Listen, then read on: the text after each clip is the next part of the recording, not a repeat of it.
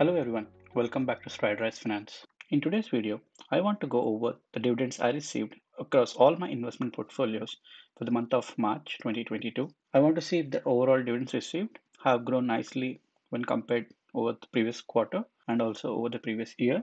To start with my M1 Finance portfolio, where currently I have $19,137 with gains of just over 5%.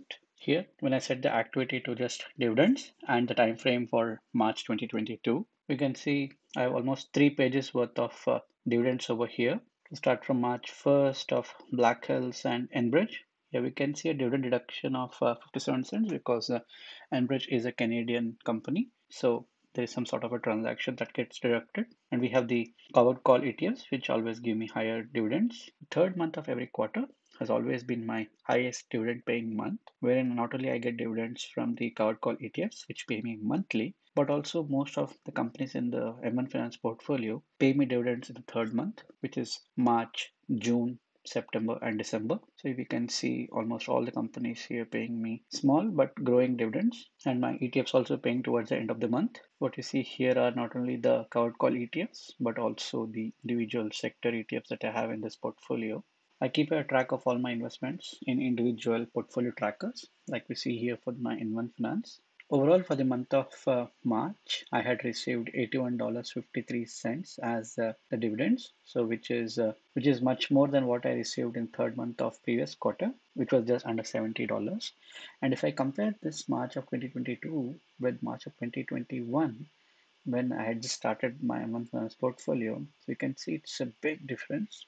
So $13.50 compared to $81.50. This is what is the dividend snowball effect, wherein the dividends from your investments get reinvested and create more dividends into the future. Even when you look at the quarterly dividends, you can see Q1 giving me $169.70, which is $33 more than what I got paid in Q4 of last year. And even at the annual dividends, the whole of last year gave me $258.60. And in 2022, I'm already $169. So I'm well on track to beat the annual dividends for 2022. These charts keep me happy looking at my investment on how the dividends are being paid and getting invested back into the portfolio. Likewise, looking at my Fidelity investment tracker, wherein I currently have $9,968 with a dividend yield of just over 3%. Here for the month of March, I had received $36.47, which compared to the third month of the last quarter, that is December,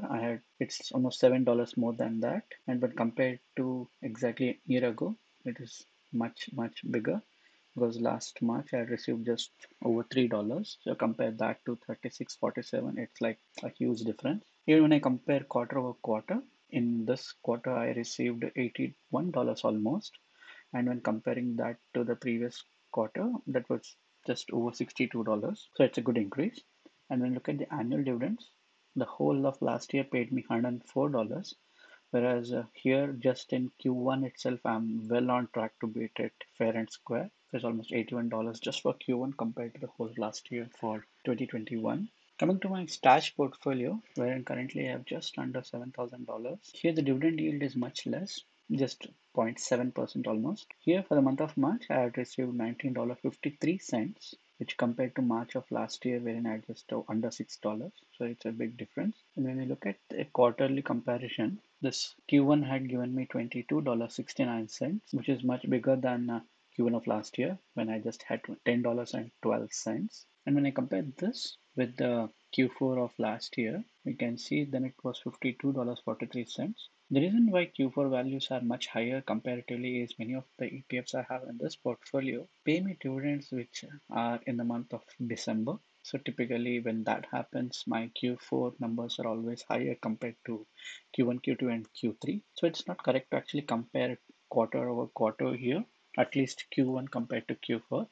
Maybe I can do a better comparison when I move into Q2 and Q3 and when I can compare among themselves. In 2020 here, we can see I had almost $172 as dividends. After that, there was a massive dip for 2021. The reason being for 2020, I was massively invested into bond investments, which were giving me much more dividends compared to my regular ETF investments. So that's why we see a massive dip from $172 to $92. But I'm hopeful that with the investments I currently have in this portfolio, my 2022 will beat out 2021. So I will wait and watch for this. And when I look at future dividend payments into my M1 portfolio, I can see quite a few payers have actually increased their dividends compared to last time. So here WPC has increased by 0.2%, Realty Income has increased by 0.2%, but these are REITs which actually increase their dividends fairly frequently.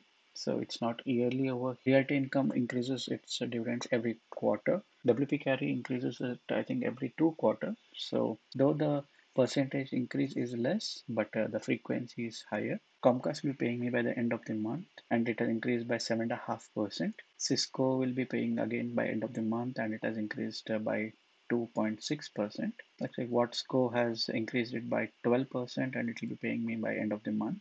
Likewise, when I look at my Fidelity portfolio, I can see Best Buy, which has increased by almost 20.5%, paying me by mid of the month. Main Street Capital has increased by more than 65%, and that will also be by mid of the month. Pembina Pipelines, just under 3% by mid of the month.